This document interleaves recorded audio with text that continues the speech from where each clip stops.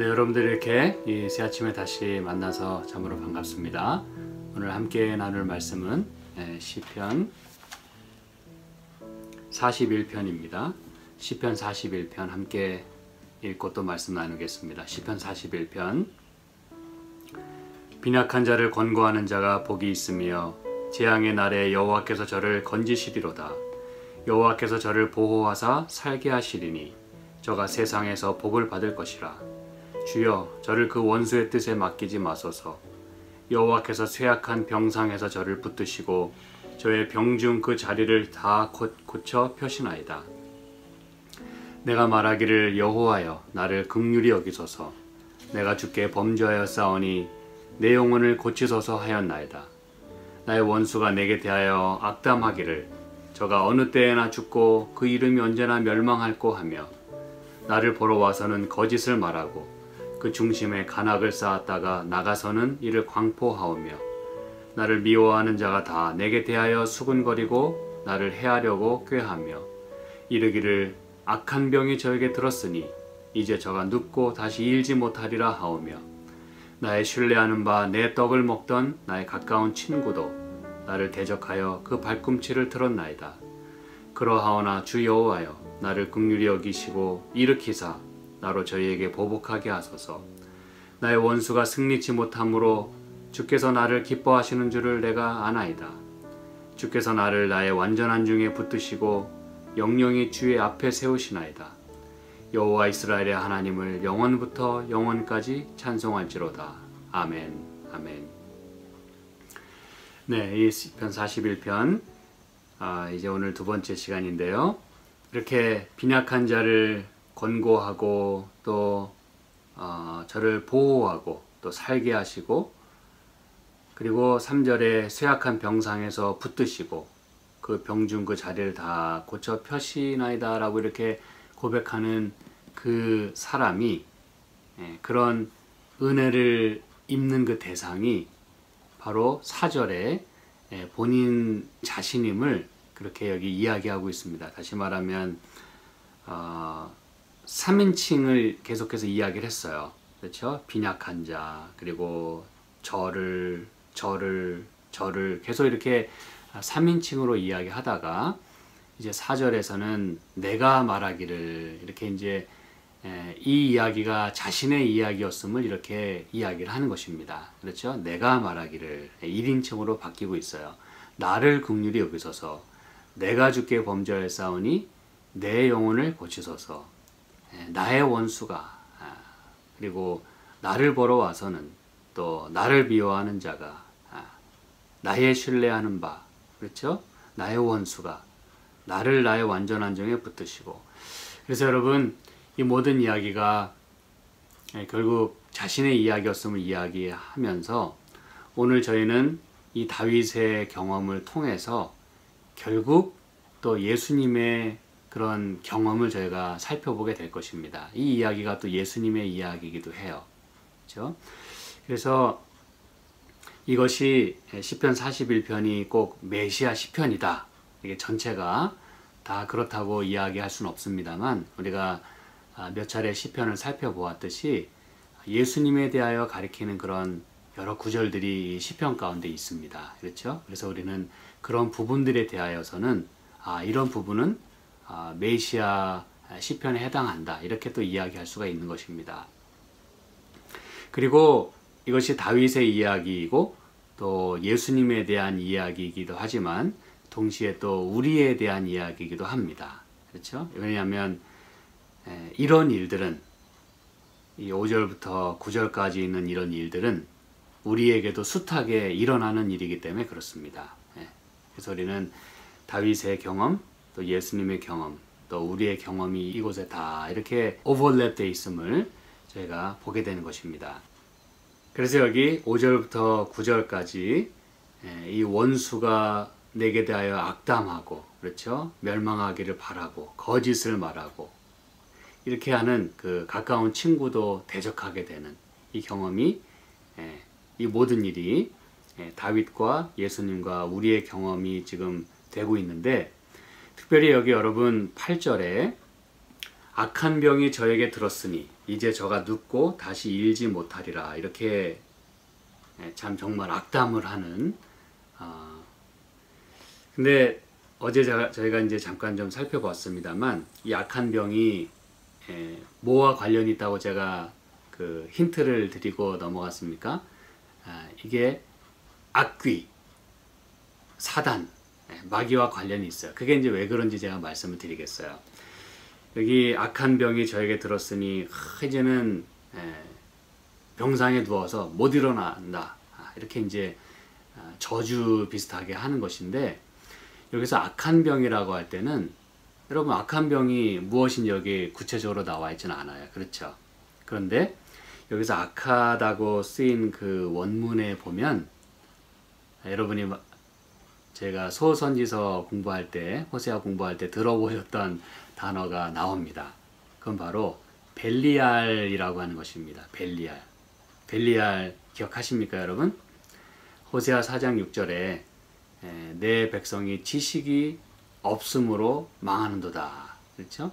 그 없음으로, 지식이 없기 때문에 망하게 되는 그 모든 과정을 제가 말씀을 드렸어요. 기억하시죠?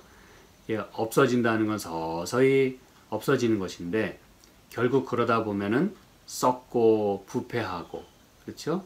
그 다음에 불량하게 된다. 이렇게 우리가 살펴봤어요. 불량하다는 뜻이 그 안에 들어있고, 결국 그렇게 되다 보면 우리가 누구의 편에 가담하게 된다 그랬어요? 벨리알. 그 벨리알은 신약 성경에도 몇 군데 나옵니다만 그것은 하나님과 조화될 수 없는 그런 원수, 그 마귀의 표현이에요. 마귀의 편을 이야기하는 것입니다. 그래서 이 벨리알이라고 하는 것은 이 구약 성경과 또 성경 이외의 어떤 다른 문헌들에도 그 쓰인 그 용례를 이렇게 집계한 걸 보면 그것은 마귀에 대한 어떤 고유 명사처럼 그렇게 쓰이게 된 것을 우리가 알게 됩니다.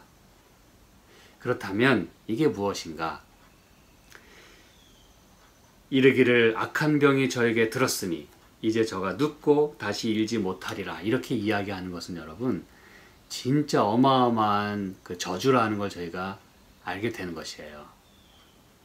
그냥 단순히 얘는 이제 그냥 병 걸려서 그냥 이대로 끝나길 바란다, 요 정도가 아니라 그것만 해도 참 엄청난 건데, 한마디로 이 사단이 그를 아예 장악해 가지고 완전히 그냥 일어나지 못하게, 완전히 망하게 되기를 바란다고 하는 그런 그 마음이 여기 담겨 있는 것입니다. 그래서 여러분 정말 그 상대방이 그냥 이렇게 불량하게 되고, 그렇죠? 부패하고 썩고 멸망하게 되고, 그 다음에 이건 쓸모없다는 의미가 들어있다 그랬어요. 그렇죠? 쓸모없어지는 그러한 삶이 되기를 바란다고 하는 것은 참 여러분 얼마나 이것이 어마어마한 그런 이야기인지 몰라요. 이게 이제 다윗의 경험이라고 본인이 이야기하고 있는 거예요. 그렇죠? 근데 우리는 이 신약성경 곳곳에 적어도 뭐 마가복음 우리가 3장에 있는 말씀 또 이렇게 살펴보다 보면 예수님의 그 형제들도, 그리고 예수님의 그 가족이 예수님에 대하여 어떻게 이야기하는 것인지 우리가 봅니다. 우리 뭐 잠깐 좀 살펴보실까요? 마가복음 여기 3장에 보면 21절 또 이렇게 얘기합니다. 마가복음 3장 21절, 예수의 친속들이 듣고 붙들러 나오니 이는 그가 미쳤다 하밀러라 그랬어요. 이게 지금 무슨 상황이냐면 20절에 집에 들어가시니 무리가 다시 모임으로 식사할 겨를도 없는지라. 여기 지금 예수님이 아주 이 바글바글한 이런 그 집에 이제 들어가셔가지고 무리가 모여 있는데 식사할 겨를도 없었다 그랬어요. 이 얘기는 뭐냐면 예수님이 병자를 고치시고 말씀을 가르치시고 그 모든 일에 식사할 시간도 없었어요. 그런데 예수의 친속들이, 여기 친속들이 누굽니까 여러분? 패밀리입니다. 가족들이에요. 예수의 친속들이 듣고 이제 뭘 들었나가 이제 그 뒤에 나옵니다. 붙들러 나오니 이는 그가 미쳤다 하밀러라. 지금 여러분 이 밑에 보면은 22절 예루살렘에서 내려온 서기관들은 저가 바알세부를 지폈다 하며 또 귀신의 왕을 힘입어 귀신을 쫓아낸다 하니, 그러니까 이 종교 지도자들이 예수가 미쳤다, 그리고 이거는 미친 정도가 아니라 귀신의 왕을 힘입어서 이렇게 하는 것이다, 그러지 않고서는 이런 짓을 할 수가 없다라고 그 정도까지 예수를 비난했어요. 예수는 지금 제정신도 아닐 뿐 아니라 이건 완전히 귀신에게 악귀가 씌었다 이거예요. 사단의 그 조종을 지금 받고 있다는 거예요. 근데 그 얘기를 예수의 그 친속들, 예수의 가족들이 듣고 그분을 끌어내려고 왔다 이 말이에요. 끌어내려고. 이는가 미쳤다 하밀러라. 주변 사람들이 이제 예수님의 말씀을 듣기 위하여, 그리고 병고침을 받기 위하여 온 사람들도 있었지만, 이제 예수를 비난하고 그런 사람들은 당신 지금 뭐하냐, 당신 가족들 아니냐, 이 예수 좀 어떻게 좀 해봐라 좀, 응? 니네 창피하지도 않냐, 이렇게 이제 가족들에게 호소를 하니까 이 가족들도 그냥 죽겠는 거예요. 이런 소리 듣고 있자니 왜 예수는 무슨 짓을 하고 있길래 도대체 사람들에게 이렇게 미쳤다는 소리를 듣느냐. 그래서 예수를 붙들러 왔다 그랬어요. 여러분, 이런 상황이 사실은 계속해서 있는 것이죠. 예수님의 그 사역 기간 동안에 말이죠. 예수님도 귀신 들렸다는 소리까지 들었어요. 귀신의 왕을 힘입어서 저가 저렇게 한다. 누구에게 그런 소리 들었어요? 종교 지도자들, 그리고 예수님의 가족들 말이죠. 그래서 우리는 이 시편 41편에 악한 병이 저에게 들었으니, 이게 여러분 보통 이야기가 아닙니다. 이거는 그래서 여기 예수님의 형제들도, 그렇죠, 예수님의 가족들도 이렇게 그분을 이해하지 못하고 신뢰하지 못하는 그런 경험들을 보게 되는데, 이 9절에 그래서 이렇게 얘기하는 것입니다. 나의 신뢰하는 바, 내 떡을 먹던 나의 가까운 친구도 나를 대적하여 그 발꿈치를 들었나이다 그랬어요. 예수님에게도 가장 가까운 가족, 그렇죠, 또 친구, 다윗도 그렇겠습니다만, 그래서 여러분, 이런 경험들을 우리가 이렇게 하게 될 때 너무너무 속상한 것이죠. 그렇죠? 나의 신뢰하는 바, 나의 떡을 먹던 나의 가까운 친구, 그들이 나를 대적하게 될 때, 여러분, 발꿈치를 든다고 하는 것은 뭐 흔히들 표현하기를 말이 자기를 이렇게 돌보고 또 먹이를 주는 그런 주인을 발로 들어서 탁 이렇게 치는 그런 모습으로 이 말을 썼다, 이렇게 이제 얘기하는 사람들이 있어요. 그 모양이 그렇다, 발꿈치를 든다는 것은. 그리고 우리가 생각할 때도 이렇게 발꿈치를 탁 드는 이런 그 모습은 상대를 공격하고 이렇게 위협적인 그런 모습을 여기 보여주고 있는 것이에요. 근데 여기 이 지금 다윗의 경우는 그러면 어떤 지금 상황 속에서 이렇게 그가 신뢰하고 또 가까이 있던 사람들이 그를 대적하게 됐는가? 우리는 뭐 살펴본 적이 있습니다만, 사무엘하 15장, 우리가 지난번에 이 말씀을 한번 살펴본 적이 있습니다만, 이러한 그 경험들을 통해서 다윗이 계속해서 자기의 그 삶을 고백하고 있는 거예요. 12절에 보니까, 제사 드릴 때에 압살롬이 사람을 보내어 다윗의 모사 길로 사람 아히도벨을 그 성읍 길로에서 청하여 온지라. 반역하는 일이 커가매 압살롬에게로 돌아오는 백성이 많아지니라 그랬어요. 이게 보면은 이제 이 상황이 뭔지 아시겠죠? 그렇죠? 압살롬이 이제 아비를 대적하는 그런 모습이 여기 나옵니다. 그런데 여기 다윗의 모사, 다윗이 믿고 또 신뢰하고 또 서로 대화를 나누는, 의견을 나누는 그 모사인 아히도벨을 청하여 왔다 그랬어요. 왜 그랬을까요? 매수하는 것이죠. 그렇죠? 예. 그래서 여기 보면 반역하는 일이 커가매 그랬어요. 이게 이제 아히도벨 역시 다윗의 정말 측근이었던 그 아히도벨 역시 반역하는 일에 가담하게 됐다는 것을 여기 이야기하는 거예요.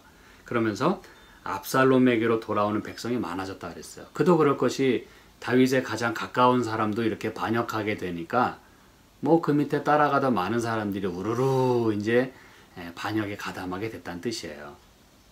그래서 우리가 살펴본 대로 13절에 누군가 다윗에게 와서 고하게 돼 이스라엘의 인심이 다 압살롬에게로 돌아갔나이다. 그래서 다윗이 14절에 도망하자 이렇게 이제 이런 스토리가 나오게 되는 것입니다. 여러분 다윗에게 있어서 가장 가까운 사람이 반역을 하게 됐어요. 여기 참고로 말씀드리면 아히도벨은 여러분이 아시겠습니다만 그 밧세바의 조부입니다. 밧세바의 조부예요. 그래서 여러분 이 성경에 보면 이 조부가 아히도벨이 자기의 손녀를 그렇게 그 결국 간음을 하고 또 그 우리아를 죽이고 그렇죠? 그렇게 해서 이제 아내로 삼는 이런 모든 일들이 이 아히도벨에게는 매우 못마땅하게 보였어요. 그래서 이제 그런 모든 것들이 다 배경 가운데 있어요. 가만두지 않겠다. 뭐 이런. 그래서 결국 이제 이렇게 반역하는 일이 일어난 거예요. 다시 말하면 자기의 주군에 대하여 발꿈치를 드는 것이죠. 대적하고. 그리고 누구보다도 자기 아들인 압살롬이 아버지를 향하여 반역을 하고 발꿈치를 드는 것입니다. 죽이려고 하는 것이에요. 그래서 여러분 지금 다윗은 이렇게 고백하는 거예요. 나의 신뢰하던 나의 가장 가까운 내 떡을 먹던 떡을 먹는다고 하는 것은 뭐 한 상에서 이렇게 먹는다는 것도 포함이 되겠고 그렇죠? 이제 또 계속해서 말씀드리겠습니다만 이것은 여러분 그 언약의 떡을 먹는 것과 관련이 있어요. 다시 말하면 이 covenant meal 그래서 떡을 먹는다고 하는 것은 그만한 그 가까운 사이 그리고 언약의 관계 속에 있는 사람이라고 하는 걸 말해주는 거예요. 무슨 얘기인지 아시겠죠? 그냥 보통 그냥 주는 떡 이렇게 받아먹는 그런 것도 그 은총을 입고 가까운 사람이라는 걸 말해주는 것이지만 이건 떡을 서로 뗀다고 하는 건 매우 놀라운 그 의미가 이 안에 들어있는 거예요. 그만큼 가까운, 그만큼 나와 관련이 있는, 친분이 있는 그런 사람이 발꿈치를 든다는 것이에요. 대적을 한다는 것이죠. 여러분, 특별히 이 다윗에게 있어서요, 가까운 친구라고 했잖아요. 그렇죠? 신뢰하던 막 가까운 친구. 근데 여기에 그 가깝다라고 하는 이 표현이 여러분 그 원문으로 뭔지 아십니까? 물론 영어로는 이제 close friend예요. 가까운 친구. 그렇죠? 근데 이 가깝다는 표현이 샬롬이란 단어입니다, 여러분. 샬롬. 그건 생각 못 하셨죠? 그렇죠? 다시 말하면 평화의 친구라는 뜻이에요. 물론 그것을 그냥 일반적으로 이해하면 이 샬롬이라고 하는 것은 항상 그 조약 관계, 그렇죠? 그런 데서 존재하는 것이라고 말씀드렸어요. 그 covenant, 어떤 그 조약, 이런 언약, 이런 부분에 있어서 가장 중요한 게 평화거든요. 그래서 이 샬롬의 친구라고 하는 것은 그만큼 가까운 친구라는 것이에요.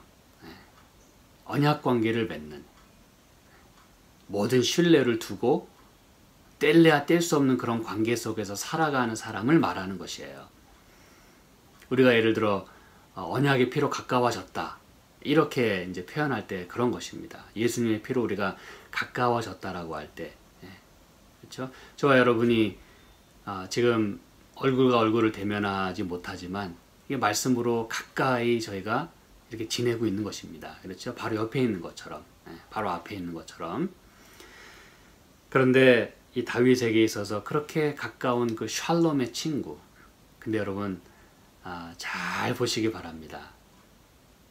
이 아들이 압살롬이에요. 그렇죠? 근데 여러분, 압살롬은 아브와 샬롬이란 단어가 합쳐져서 압살롬이 이름이 나오게 되는 것이에요. 그렇다면 여러분, 이게 무슨 얘기일까요? 자기 아들이 샬롬이에요. 그런데 그 샬롬이 자기를 대적하는 거예요. 다시 말하면 가장 가까운 샬롬. 무슨 얘기인지 아시겠죠? 샬롬인 사람이 자기를 대적한다는 거예요. 그게 바로 압살롬입니다.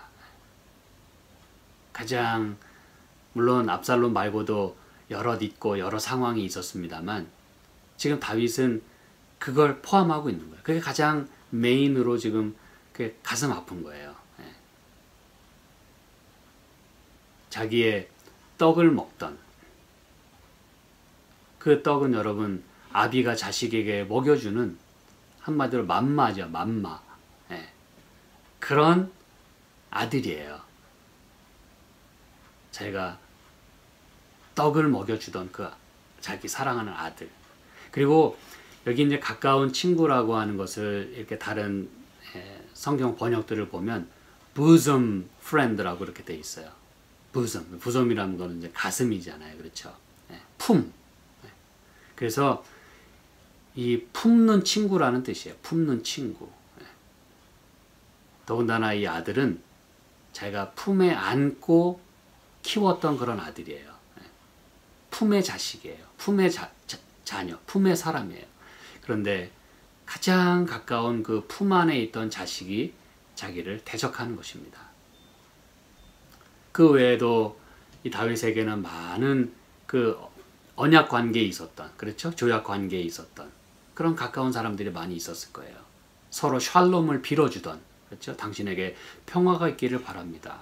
이렇게 인사를 서로 나누었던 그런 사람들이 압살롬을 포함해서 말이죠. 아히도벨을 포함해서 그런 사람들이 자기를 대적하고 발꿈치를 드는 것이죠. 그래서 여러분, 이렇게 다윗은 이 가슴 아픔을 여기 이렇게 노래하고 있는 것이에요. 근데 말씀드렸듯이 예수님에게도 이러한 경험들이 있었으면 저희가 잘 압니다. 그렇죠? 대표적으로 뭐 요한복음 13장에 있는 말씀 좀 살펴보시면 여러분이 잘 아시는 말씀인데, 요한복음 13장 이제 뭐 1절에 보시면은 6월절 전에 예수께서 자기가 세상을 떠나 아버지께로 돌아가실 때가 이른 줄 아시고 세상에 있는 자기 사람들을 사랑하시되 끝까지 사랑하시니라 그랬어요. 여러분이 1절에 있는 말씀이 우리의 가슴을 이렇게 울리는 그런 말씀이에요. 그렇죠? 이제 아버지께로 돌아가실 때가 가까이 이른 줄 아시고, 그러면 이제 본인이 십자가에서 죽으실 것을 지금 아시고 바로 눈앞에 왔다는 걸 이제 느끼시는 거예요. 근데 2절에 보니까 마귀가 벌써 시몬의 아들 가룟 유다의 마음에 예수를 팔려는 생각을 넣었다 그랬어요. 그렇죠? 이 가룟 유다는 예수님의 제자입니다. 그렇죠? 측근이에요. 돈꾀를 맡았던 측근입니다. 그래서 우리는 이 이야기가 뭔지 압니다. 그렇죠?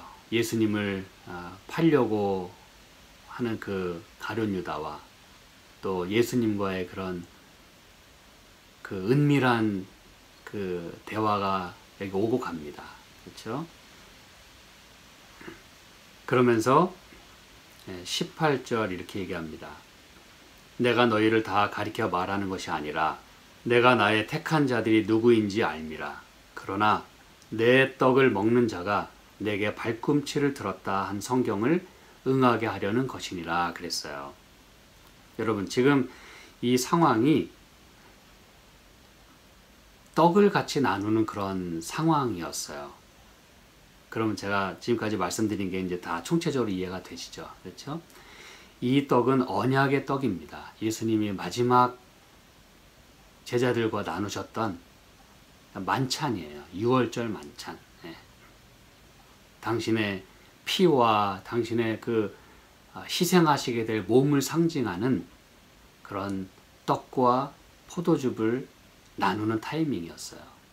이건 보통 관계가 아니고 보통 여러분 지금 이 예식이 아닙니다, 여러분. 예수님의 피와 살이 지금 여기서 지금 녹아져 있어요. 이 세팅 가운데.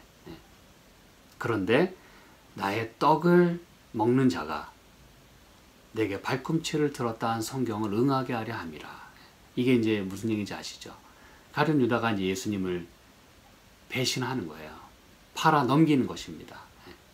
그래서 26절에 내가 한 조각을 찍어다가 주는 자가 그니라. 그래서 지금 그렇게 떡을 나누는 가까운 사이인 그의 제자 중 하나가 예수님을 이렇게 팔게 되는 그런 안타까운 모습을 여기 보게 됩니다. 그래서 여러분 이렇게 신뢰하는 바 내 떡을 먹던 나의 가까운 친구가 나를 대적하고 발꿈치를 든다고 하는 이것이 다윗의 경험을 통해서 예수님의 그런 경험으로 이어지게 되는 것이에요. 근데 여러분 우리도 이런 경험들을 하지 않습니까? 그렇죠?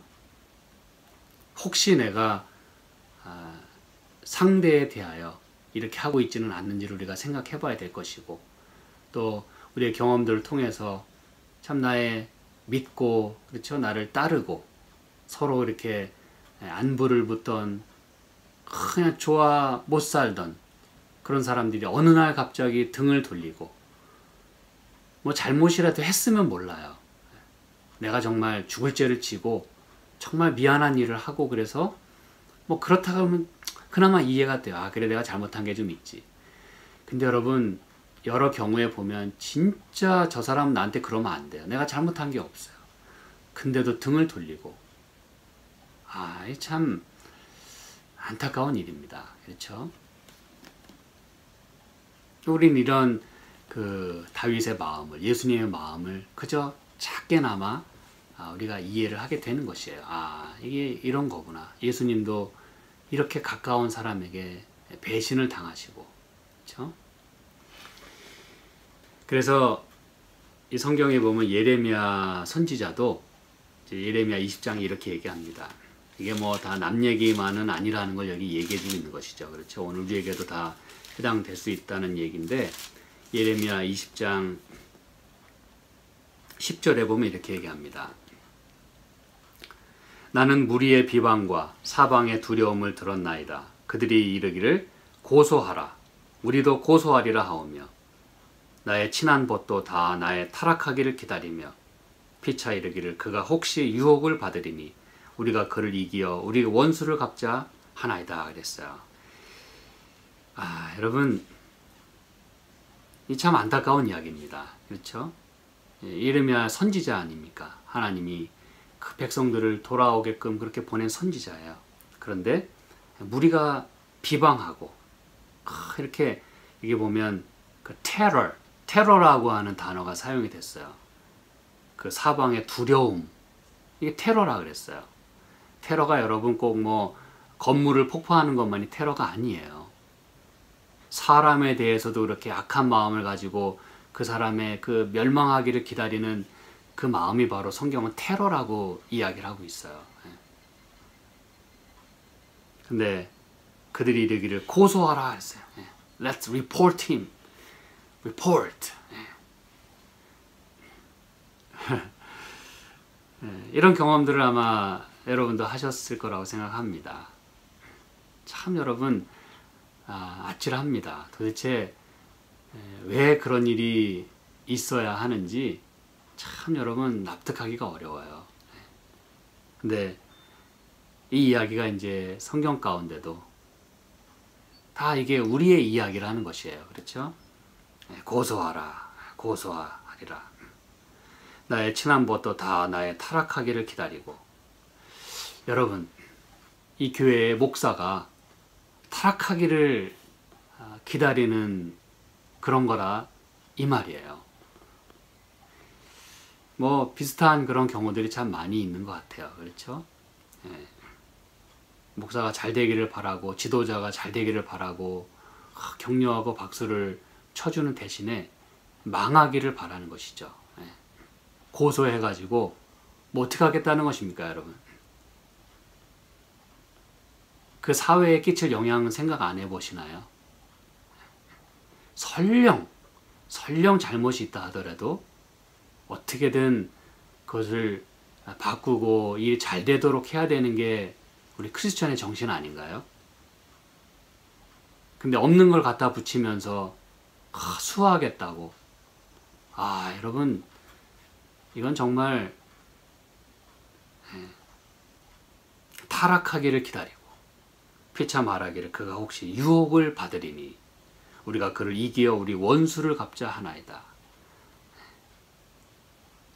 여러분, 백성들과 선지자가 이렇게 원수지간이 돼야 될 일인가요?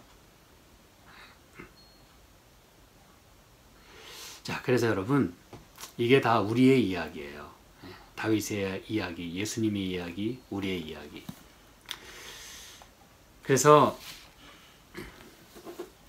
참 안타깝습니다. 많은 경우에 진짜 안타까운 일이 참 많아요.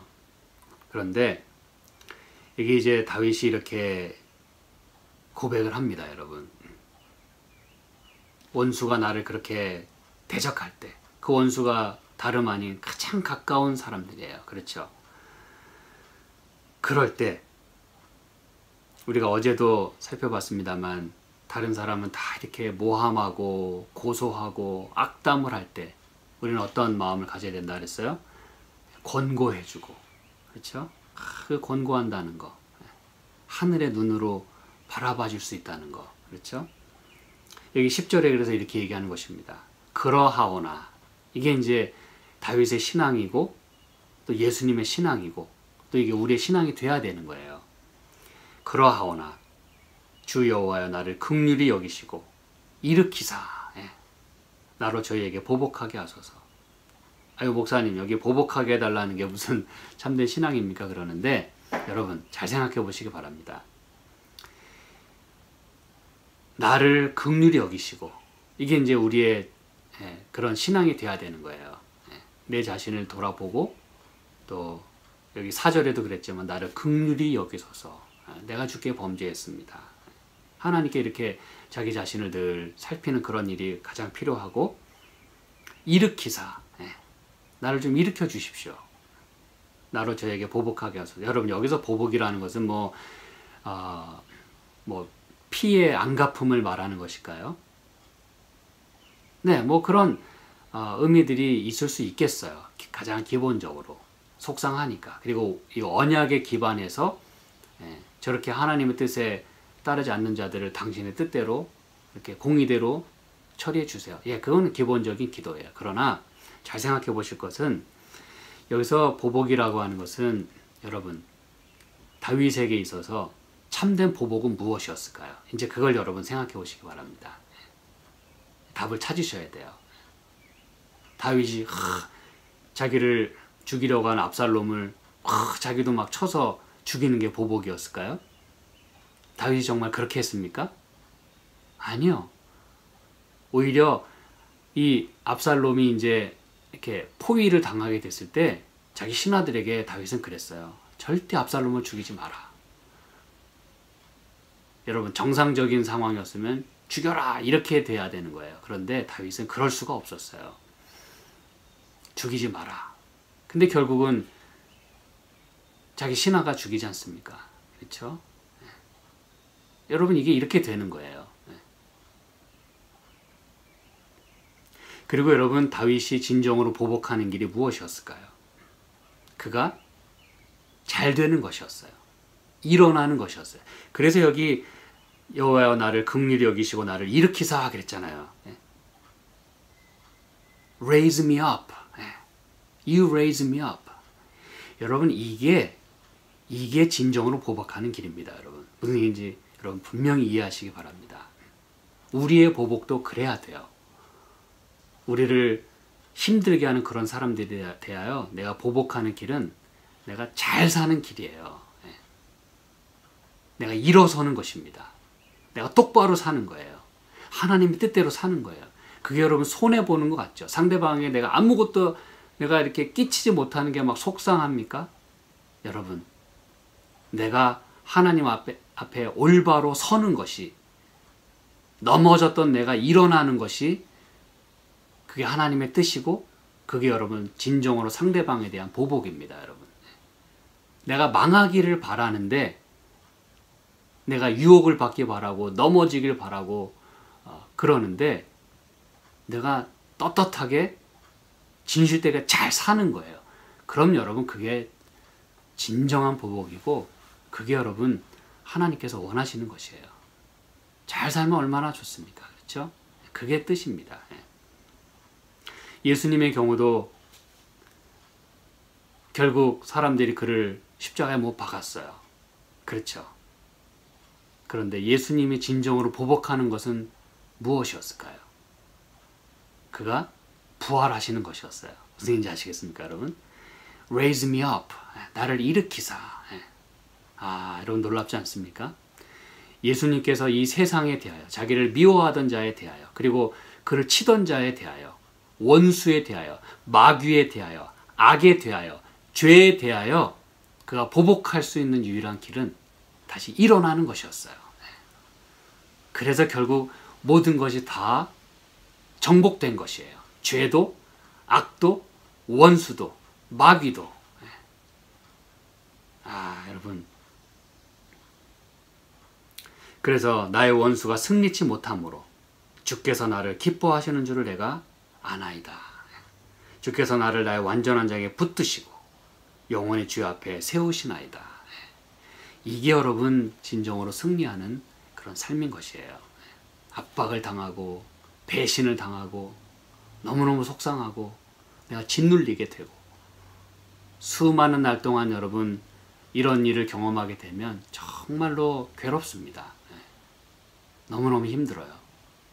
그렇지만 결국 하나님이 우리를 일으켜 주시고 우리가 주님 붙드시는 그런 삶을 살게 될 때, 우리는 여러분 그렇게 해서 우리가 세상을 살아가는 것입니다. 여기 이제 제가 마지막으로 이 말씀만 드리겠어요. 주께서 나를 기뻐하시는 줄을 내가 아나이다. 여러분, 우리는 이거 하나 믿고 살아야 되는 것이에요.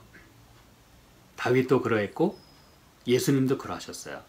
여러분, 예수님은 이 마태복음 3장 17절에 여러분 잘 아는 말씀이죠. 침례를 받으실 때 하나님께로부터 무슨 음성을 듣습니까? 이는 내 사랑하는 아들이요 내 기뻐하는 자라. 그렇죠? 이 말씀은, 그렇죠? 하늘로서 소리가 있어 말씀하시되 이는 내 사랑하는 아들이요 내 기뻐하는 자라. 이 말씀은 예수님의 그 사역 초기입니다. 그렇죠? 이제 막 미니스트를 시작하셔야 되는 그 찰나에 이런 음성을 들으세요. 이 말씀을 들으신 바로 다음에 무슨 일이 있어요? 광야에 가서 시험을 받으십니다. 여러분, 이게 우연인 것 같습니까, 여러분? 굉장히 중요한 포인트입니다. 예수님이 앞으로 감당하셔야 되는 그 모든 사역에 있어서 하나님은 그에게 놀라운 위로의 말씀을 주신 거예요. 이는 내 사랑하는 아들이요 나의 기뻐하는 자다. 앞으로 어마어마하게 엄청난 반대를 당할 것이고 어려움을 당할 것이에요. 심지어 십자가에서 가까운 사람들에 의하여 죽음을 당할 것이에요. 그런 모든 앞에 놓여있는 사역을 시작함에 있어서 메시아가 여기서 탄생되는, 그렇죠? 기름 부음을 받으면서 메시아가 이제 되시는 그 사역을 감당하시게 되는 그 시점에 예수님은 하늘로부터 음성을 듣습니다. 네, 기뻐하는 자라. 그래서 여러분, 예수님은 그거 믿고 붙들고 가시는 거예요. 그리고 우리는 마태복음 17장에서 찾지는 않겠습니다만 이 변화산의 경험을 통해서 또 한 번 하나님께로부터 그 음성을 듣습니다. 이는 내 사랑하는 아들이요 내 기뻐하는 자라. 저의 음성을, 저의 말을 들으라. 여러분, 놀라운 일입니다.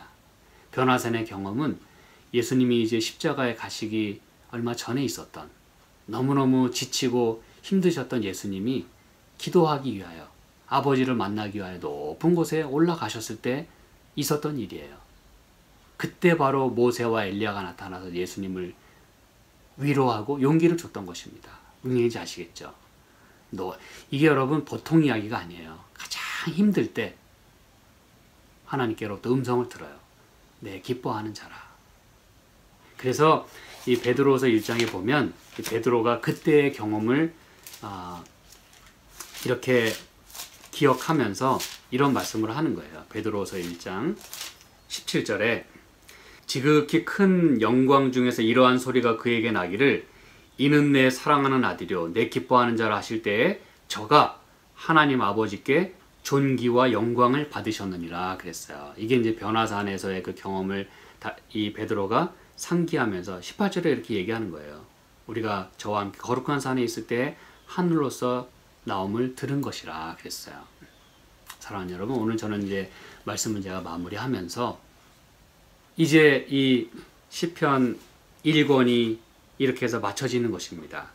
여호와 이스라엘의 하나님을 영원부터 영원까지 찬송할지로다. 비록 어려움이 많고 숱하게 죽을 고비를 넘기게 되지만 결국 여러분 이 시편은 매 권이 1권부터 5권까지 매 권이 이렇게 찬송하는 것으로 맞춰집니다.